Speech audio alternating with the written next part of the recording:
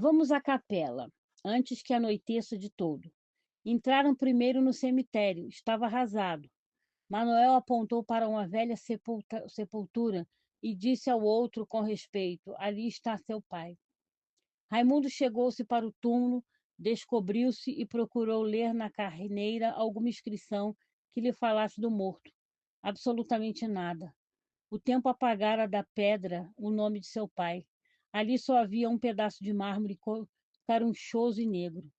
Deixara de ser uma tabuleta, era uma rampa, era uma tampa.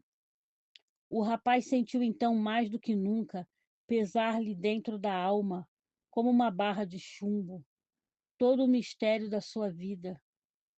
Compreendeu que sobre esta havia também uma pedra silenciosa e negra. Compreendeu que o seu passado nada mais era do que outra sepultura sem epitáfio. Enovelou-se-lhe na garganta do gargodilhão de soluços, e Raimundo sentiu a necessidade de ajoelhar-se defronte do silêncio daquele túmulo. Manuel afastara-se discretamente, tossindo para disfarçar a sua comoção. O moço enxugava as lágrimas, agora abundantes e fartas. Depois encaminhou-se para uma outra cova mais adiante, abrigada por uma frondosa mangueira. Estava já vazia e com a lousa fora do lugar. Naturalmente, os parentes do cadáver haviam retirado dali os ossos para alguma igreja da capital. A posição da lápide e a folhagem da árvore serviam de serviam serviam de resguardo ao epitáfio. Raimundo passou o lenço por cima dele e conseguiu ler o seguinte: Aqui jazem os restos mortais de Quitéria Inocência de Freitas Santiago, filha extremosa, esposa exemplar. Casou em 15 de dezembro de 1845 e faleceu em 1849. Orai por ela. Não há dúvida que, além de bastardo, descendi de uma tremenda vergonha. Meu nascimento combina aproximadamente com estes algarismos. E tendo monologado estas palavras, chegou ao fundo do cemitério e achou-se defronte de uma capela. Entrou, galgando 3 degraus escalavrados. Uma coruja fugiu espavorida. A luz triste da lua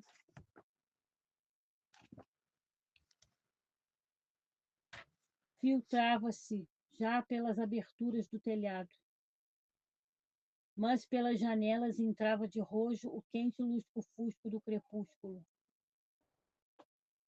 Raimundo, ao chegar à sacristia, estacou, estremeceu todo.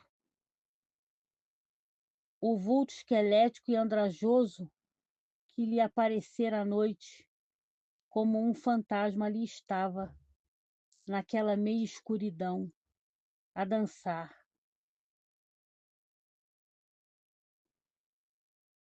Uns requebros estranhos, com os braços magros levantados sobre a cabeça. O rapaz sentiu gelar-lhe a testa um suor frio e conservou-se estático, quase duvidoso de que aquilo que tinha defronte de si fosse uma figura humana. Todavia a múmia se aproximava dele a dar saltos, estalando os dedos ossudos e compridos. Viam-se-lhe os dentes brancos e descarnados, os olhos a estorcerem-se-lhe convulsivamente nas órbitas profundas, e a caveira a desenhar-se em ângulos através das carnes. Ora erguia as mãos, descaindo a cabeça, ora fazia voltas sapateando e dando pungas no ar. De repente deu com Raimundo e precipitou-se para ele de braços abertos. Na primeira impressão, o rapaz recuara com repugnância, mas caindo logo em si, aproximou-se da louca e perguntou-lhe se conhecia quem morara naquela fazenda. A idiota olhou para ele e riu-se sem responder. Não conhecestes o José da Silva ou o José do Eito? A preta continuou a rir. Raimundo insistiu no seu interrogatório, mas sem obter resultado algum. A doido considerava fixamente, como que procurando reconhecer-lhe as feições. De súbito deu um salto sobre ele, tentando abraçá-lo. O rapaz não tivera tempo de fugir e sentiu-se em contato com aquele corpo repugnante. Então, num assomo nervoso, repeliu-a bruscamente. Ela caiu para trás, estalando os ossos contra os tijolos do chão. Raimundo saiu de carreira para reunir-se a Manuel, porém a idiota alcançou-o já no cemitério e arremessou-se de novo contra ele. Não me toques, gritava o moço com raiva, levantando o chicote. Manuel acudiu correndo. Não lhe bata, doutor, não lhe bata, que é doida, conheço-a. Mas se ela não me quer deixar, sai, diabo, olha que te dou. Manuel mostrava-se agoniado e surpreso. Já disse ele, intimidando a louca, já para dentro. A preta retirou-se humildemente. Quem é ela? Perguntou Raimundo. Lá fora, tratando de montar. O senhor disse que a conhecia. Esta pobre negra, respondeu Manuel hesitante. Foi escrava de seu pai. Vamos, e puseram-se a caminho. Página 217. Voltaram ambos impressionados da tapera. Manuel tentara por 2 vezes uma conversa que não vingara o ânimo acabrunhado do companheiro. Raimundo respondia maquinalmente às suas palavras. Ia muito preocupado e aborrecido. Na dúvida da sua procedência e com a certeza do seu bastardismo, vinha-lhe agora uma estranha suscetibilidade. Não sabia bem por que motivo, mas sentia que precisava, que tinha urgência de uma explicação cabal do que levou Manuel a recusar-se à filha. Com certeza estava aí a ponta do mistério. Ele o queria era penetrar no seu passado, percorrê-lo, estudá-lo, conhecê-lo a fundo, encontrar até então todas as portas fechadas e mudas, como a sepultura de seu pai. Embalde bateu em todas elas. Ninguém lhe respondera. Agora um alçapão se denunciava na recusa de Manuel. Havia de abri-lo e entrar, custasse o que custasse, ainda que o alçapão despejasse sobre um abismo. Página 218.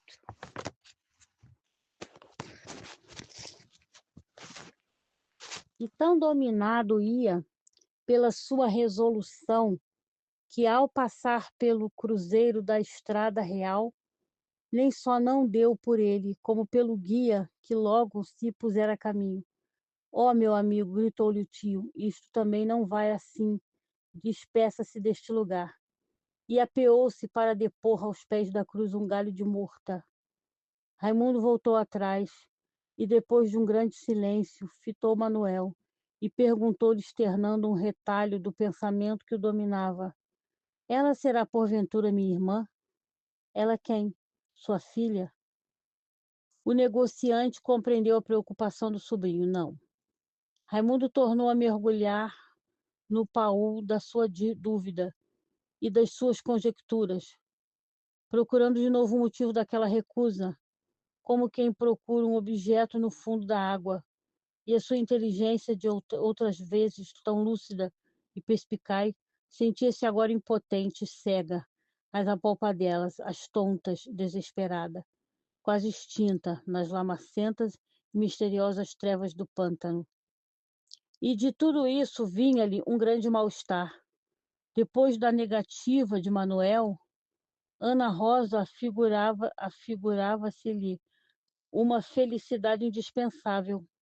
Já não podia compreender a existência sem a doce companhia daquela mulher simples e bonita, que no seu desejo estimulado lhe aparecia agora sob 1000 novas formas de sedução. E na sua fantasia enamorada, acariciava ainda a ideia de possuí-la, ideia que só então notava, dormira todas as noites com ele, e que agora ingrata queria escapar-lhe com as desculpas banais e comuns de uma amante enfastiada. Oh, sim, desejava Ana Rosa, habituara-se imperceptivelmente a julgá-la sua, ligara-a pouco a pouco, sem par, dar por isso a todas as aspirações da sua vida. Sonhara-se junto dela, na intimidade feliz do lar, vendo-a governar uma casa que era de ambos, e que Ana Rosa povoava com alegria e de um amor honesto e fecundo. E agora o desgraçado olhava para toda essa felicidade como o criminoso olha através das grades do cárcere, para os venturosos casais que se vão lá fora, lá pela rua, de braço dado, rindo e conversando ao lado dos filhos. E Raimundo antejulgava perfeitamente que aquele empenho de Manuel em negar-lhe a filha, longe de arredá-la do seu amor, mais e mais o empurrava para ela, ligando-a para sempre ao seu destino. Terá sua filha alguma secreta enfermidade que levasse o médico a proibir-lhe o casamento? Terá algum defeito orgânico? Oh, com efeito, o senhor tortura-me com as suas perguntas. Creia que se eu pudesse dizer-lhe a causa de minha recusa, tê-lo-ia feito desde logo. Oh! Raimundo não pôde conter-se e disparatou, fazendo estacar o seu cavalo. Mas o senhor deve compreender a minha insistência. Não se diz assim, sem mais nem menos, a um homem que vem, legítimo e conscienciosamente, pedir a mão de uma senhora que a isso o autorizou. Não lhe dou porque não quero. Porque não quer? Porque não? Não posso ter dizer o motivo. É boa. Tal recusa significa uma ofensa direta a quem fez o pedido. Foi uma afronta à minha dignidade. O senhor há de concordar que me deve uma resposta, seja qual for. Uma desculpa, uma mentira muito embora, mas com todos os diabos é necessária uma razão qualquer. É justo, mas, se me dissesse, oponho meu casamento porque antipatizo solenemente com o seu caráter. Sim, senhor.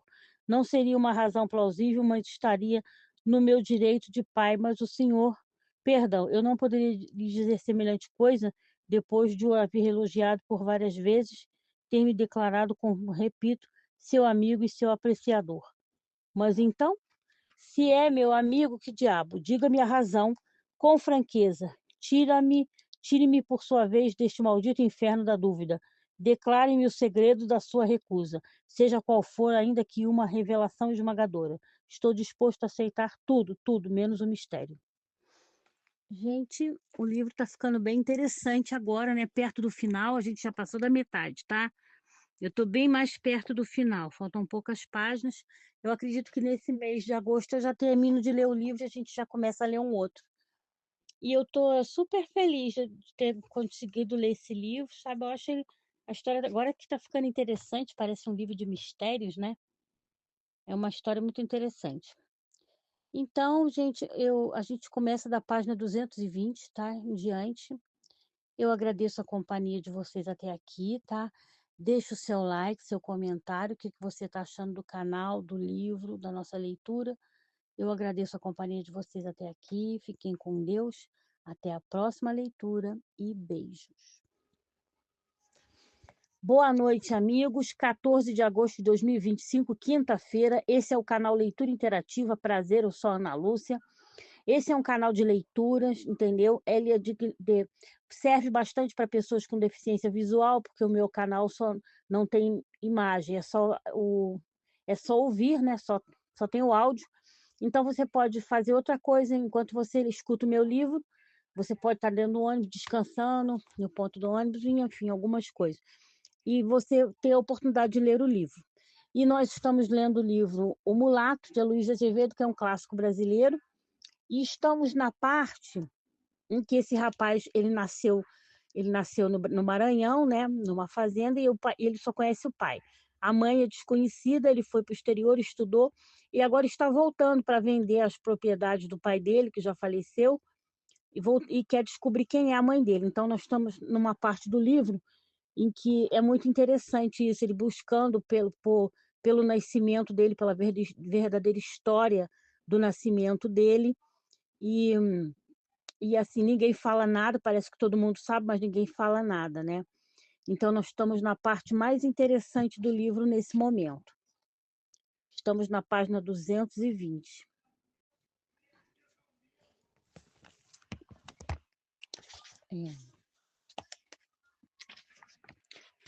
Estou disposto a aceitar tudo, tudo, menos o mistério. Menos o mistério que esse tem sido mistério, que esse tem sido o tormento da minha vida. Vamos, fale, suplico-lhe, por aquele que caiu assassinado. E apontou na direção da cruz. Era seu irmão, e dizem que meu pai. Pois bem, peço-lhe que por ele, que me fale com franqueza. Se sabe alguma coisa dos meus antepassados e do meu nascimento, conte-me tudo. Juro-lhe que lhe ficarei reconhecido por isso. Ou, quem sabe, serei tão desprezível a seus olhos que nem sequer lhe mereça tão miserável prova de confiança? Não, não, ao contrário, meu amigo. Eu até levaria muito em gosto o seu casamento com a minha filha, no caso de que isso tivesse lugar. E só peço a Deus que lhe depare a ela um marido possuidor de suas boas qualidades, do seu saber.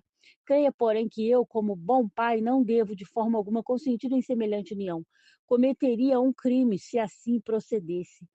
Com certeza há parentesco de irmão entre ela e eu. Repare que me está ofendendo.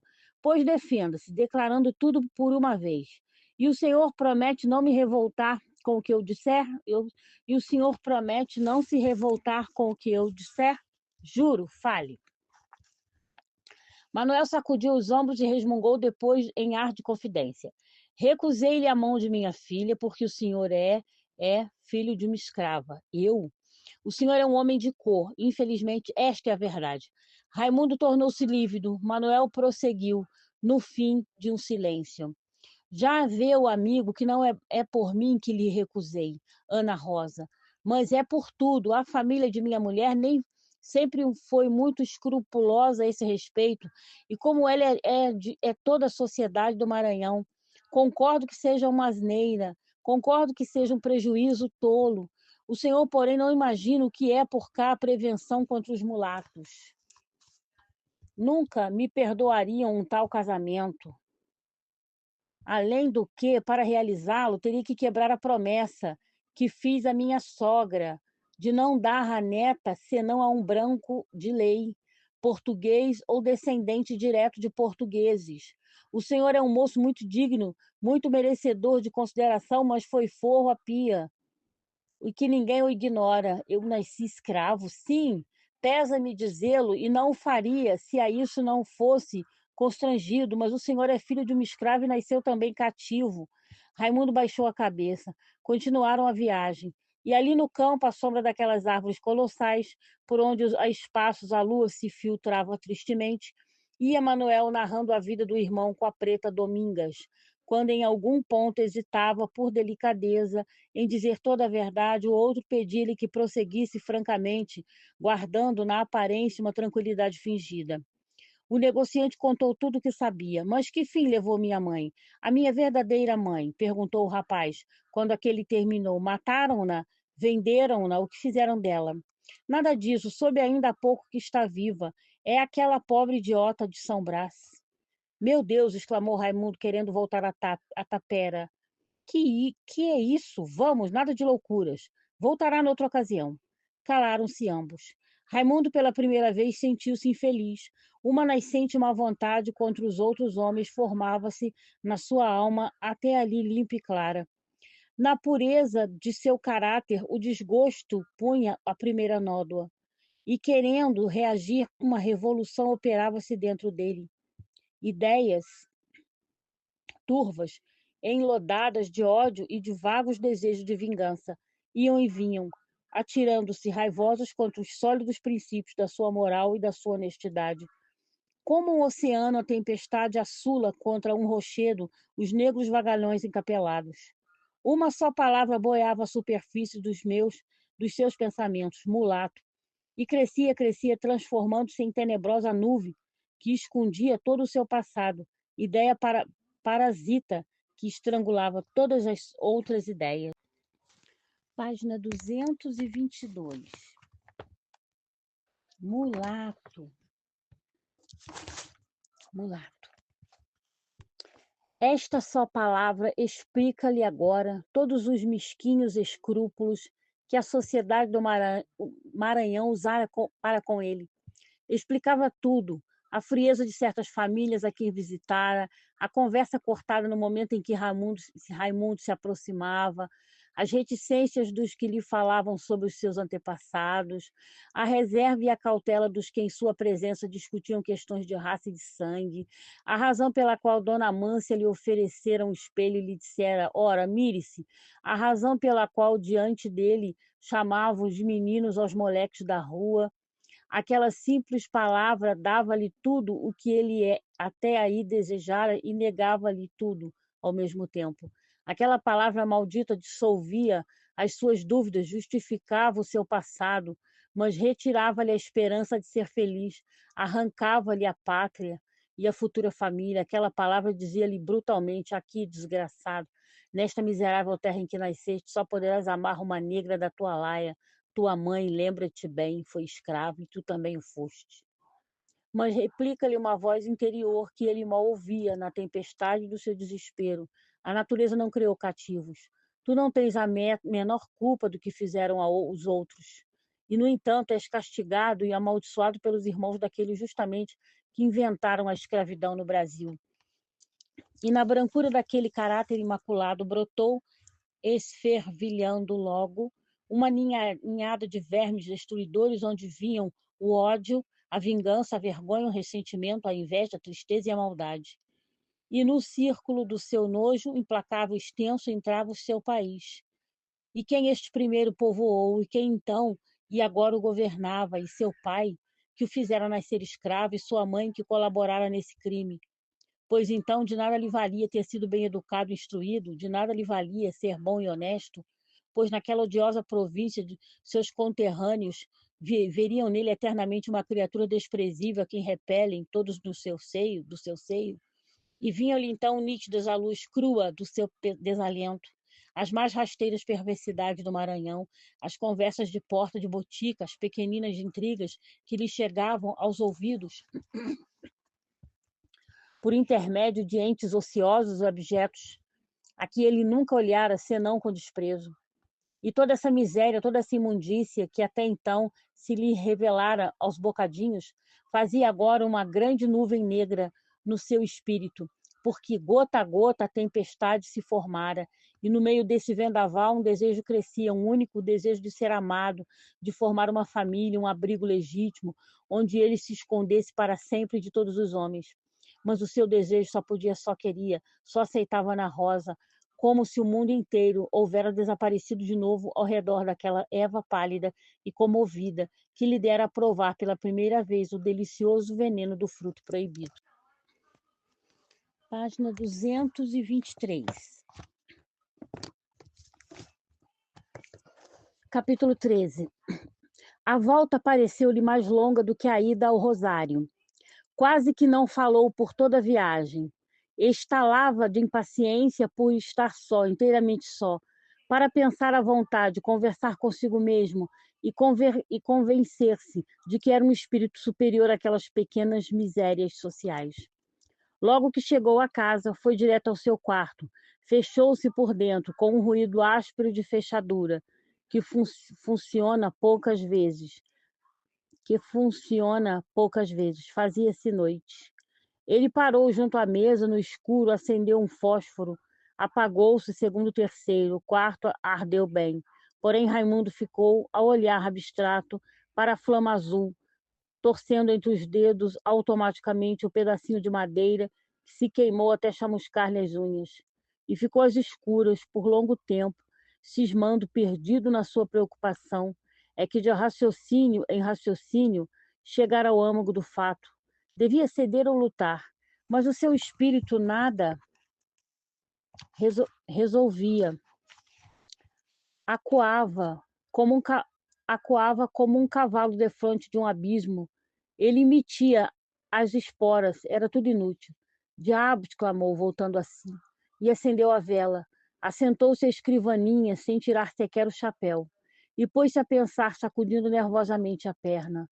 Tomou distraído a pena, embebeu-a de repetidas vezes no tinteiro e rabiscou as margens dos jornais que lhe estavam mais próximos. Desenhou com uma pachorra inconsciente um sino Salomão, e como se estivesse prestando sumo cuidado ao seu desenho, emendou-o, corrigiu-se, fez um novo igual ao primeiro, outro mais outro, encheu com eles toda uma margem de jornal. Diabo, exclamou novamente, do desespero de quem não encontra a solução de um problema. E pôs-se a fitar com a máxima atenção a chama da vela. Depois tomou o invólucro de cigarros abandonados sobre a mesa, começou a quebrar com eles as estalactites da estearina. E começou a quebrar com ele as estalactites da estearina, até que o papel, por muito embebido no combustível, inflamou-se e foi lançado ao chão. Diabo! E repeti insensivelmente as palavras de Manuel. Recusei-lhe a mão de minha filha, porque o senhor é filho de uma escrava. O senhor é um homem de cor. O senhor foi forro a pia, e aqui ninguém o ignora. O senhor não imagina o que é por cá a prevenção contra os mulatos. Mulato, e eu que nunca pensara em semelhante coisa, podia lembrar-me de tudo menos disto. E acusava-se de frouxo, de não ter dado boas respostas na ocasião, não ter reagido com espírito forte e provado que Manuel estava em erro e que ele, Raimundo, não ligava a mínima importância a semelhante futilidade. Assistiam-lhe agora respostas magníficas, verdadeiros raios de lógica com que fulminaria o adversário, e argumentando com as réplicas que lhe faltaram, então reformava mentalmente todo o caso, dando a si próprio um novo papel tão brilhante e enérgico, quão fraco e passivo for o primeiro. Página 225.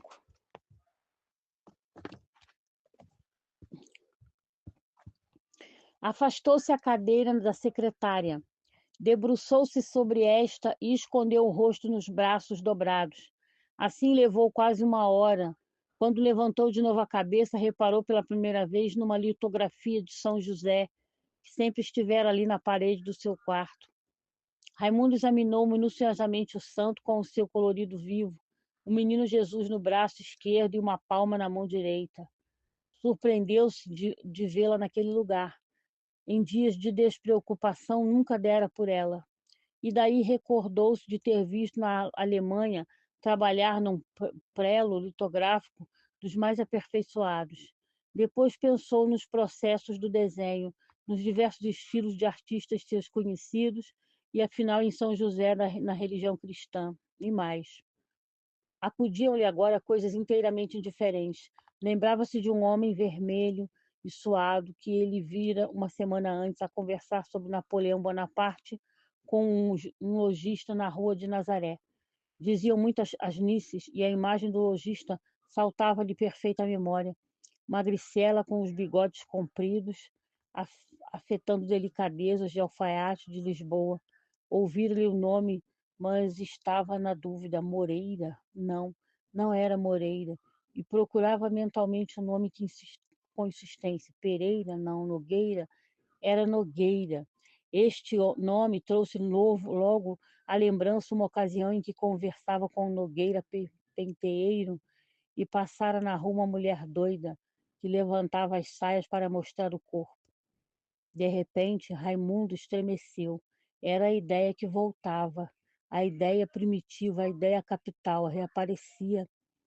Tinha feito uma retirada falsa, ficara à porta do cérebro, espiando para dentro.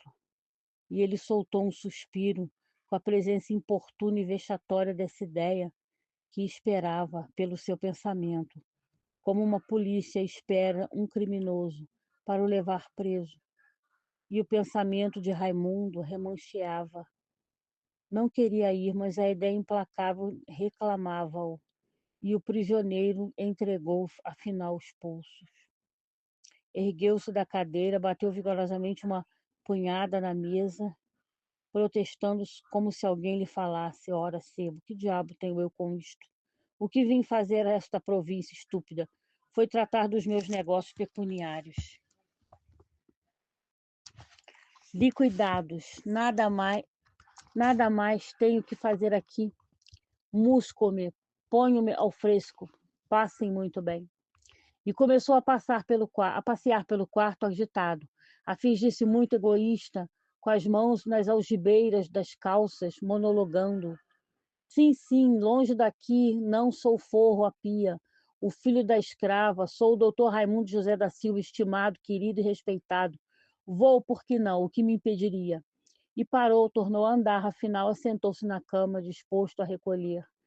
Despiu o paletó, arremessou o chapéu e o colete. Sim, o que me impediria? Ia descalça a primeira botina. Ia descalçar a primeira botina quando espantou-se com a lembrança de Ana Rosa. Uma voz exigente bradava-lhe o coração. E eu? E eu? E eu? Esqueceste de mim, ingrato? Pois bem, não quero que vais, ouvistes? Não irás. Sou eu que te impedirá. E Raimundo, pasmo por não ter durante tanto tempo pensado em Ana Rosa, despiu-se com pressa e, como querendo fugir a esta nova ideia, atirou-se de bruços à cama, soluçando. Às 6 horas da manhã ainda havia luz no quarto dele. No dia seguinte, às 2 da tarde, desceu, muito abatido, ao escritório de Manuel, pediu-lhe secamente que apressasse os seus negócios e o despachasse quanto antes, porque não podia demorar-se mais tempo no Maranhão. Precisava partir o mais cedo possível. Mas venha cá, doutor, o senhor não me deve guardar ódio por eu ter. Ah, certamente, certamente. Nem pensamos nisso. Interrompeu Raimundo, procurando desviar a conversa. Você tem toda a razão. Vamos ao que importa. Diga-me quando poderei estar desembaraçado. Mas não ficou maçado comigo? Não é verdade?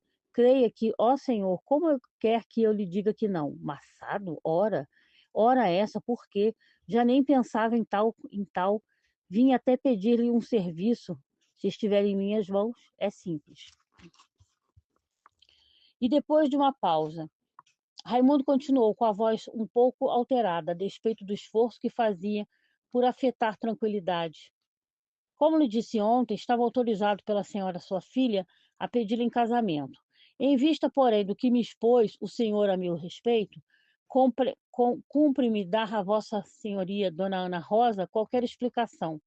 Compreende que não posso retirar-me desta província assim, sem mais nem menos, estando já empenhado em um compromisso tão melindroso. Ah, sim, mas não lhe dê isso cuidado. Arranjarei qualquer desculpa. Uma desculpa, justamente. É preciso dar-lhe uma desculpa. O melhor seria declarar-lhe a verdade. Explique-lhe tudo. Conte-lhe o que se passou entre nós. Ninguém para isso está mais no caso que o senhor.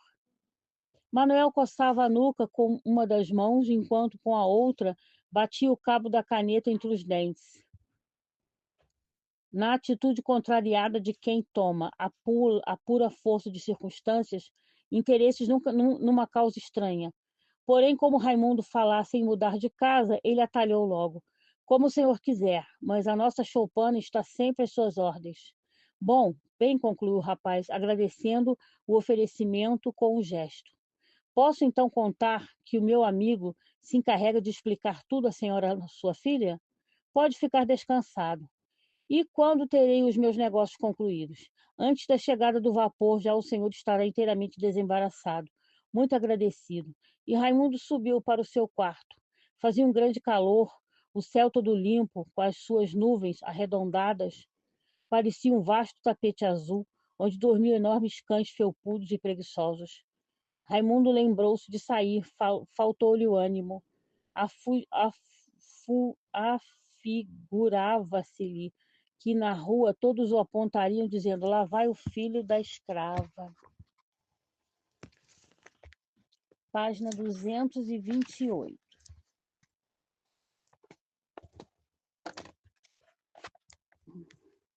Página 228. Ia abrir a janela e hesitou. Sentia um grande tédio, um mal-estar crescente, desde a revelação de Manuel.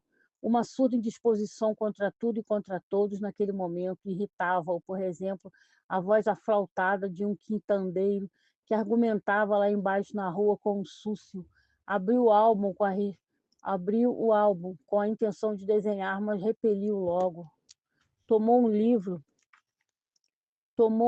e leu distraidamente algumas linhas. Levantou-se, acendeu um cigarro, passeou a largos passos pelo quarto, com as mãos nas algibeiras. Em um destes passeios, parou defronte do espelho e mirou-se com muita atenção, procurando descobrir no seu rosto decorado alguma coisa, algum sinal que denunciasse a raça negra. Observou-se bem afastando o cabelo das fontes, esticando a pele das faces, examinando as ventas, revistando os dentes. Acabou por atirar com o espelho sobre a cômoda, possuído de um tédio imenso e sem fundo. Sentiu uma grande impaciência, porém vaga sorrateira, sem objeto, um frouxo desejar que o tempo corresse bem depressa e que chegasse um dia que ele não sabia que dia era. Sentiu uma vontade indefinida de ir de novo à Vila do Rosário, procurar a pobre mãe, a pobre negra, e dedicada escrava de seu pai, trazê-la em sua companhia para dizer a todos: esta preta idiota que aqui vem ao meu abraço é minha mãe, e ai daquele que lhe faltar ao respeito. Depois fugir com ela da pátria, como quem foge de um covil de homens maus, e meter-se em qualquer terra onde ninguém conhecesse a sua história. Mas de improviso chegava-lhe Ana Rosa a lembrança, e o infeliz desabava num grande desânimo, vencido e humilhado, e deixava cair a cabeça na palma das mãos a soluçar. Por este tempo, Manuel acabara de expor à filha a necessidade absoluta de não pensar em Raimundo. Enfim, dizia ele, tu já não és uma criança, e bem podes julgar o que te fica bem e o que te fica mal. Há por aí muito rapaz decente de boa família, e nos casos de fazer-se feliz. Vamos, não quero ver esse rostinho triste. Deixa estar que mais tarde me agradecerás o bem que agora te faço. Página 229.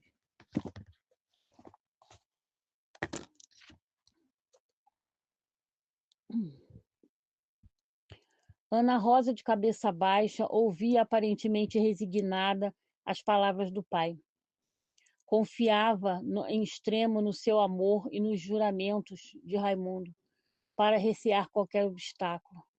Só agora souberam ao certo da procedência de seu primo bastardo, e, no entanto, ou fosse porque lhe germinavam ainda no coração os supremos conselhos maternos, ou fosse que o seu amor era dos que a tudo resistem, o caso é que essa história, que há tantos arrancar exclamações de desprezo, isso que forneceu assunto a gordas palestras nas portas dos boticários, isso que foi comentado em toda a província entre risos de escárnio e cuspalhadas de nojo, desde a sala mais pretensiosa até a quitandilha mais pífia, isso que fechou muitas portas a Raimundo e cercou-o de inimigos, isso, essa grande história escandalosa e repugnante para os maranhenses não alterou absolutamente nada o sentimento que Ana Rosa lhe votava.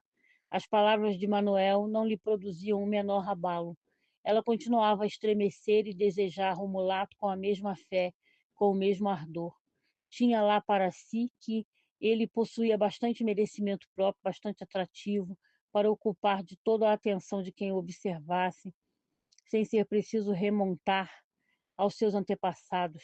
Estabelecia comparações entre as regalias do amor de Raimundo e as vergonhas que dele pudessem resultar, e concluía que aquelas bem mereciam o sacrifício destas, amava o estudo. Manuel, depois dos seus conselhos, passou a fazer considerações desfavoráveis a respeito das qualidades morais do mulato, e com isso apenas conseguiu estimular o desejo da filha, juntando aos atrativos do belo rapaz mais um, não menos poderoso, da proibição. Enquanto ele, entestando com a inadmissível hipótese de um casamento tão desastrado, desenrolava um quadro assustador, profetizando com as negras cores da sua experiência e com febre do seu amor de pai, um futuro de humilhação e arrependimentos, chegando até a ameaçá-lo de retirar-lhe a bênção. Ana Rosa, distraída, olhando para um só ponto, respondia maquinalmente: sim, não, de certo, está visto, sem prestar a mínima atenção ao que ele discreteava, porque o próprio objeto discutido lhe arredava dali o pensamento, trazendo por associação de ideias os seus devaneios favoritos, nos quais se sonhava ao lado de Raimundo em plena felicidade conjugal.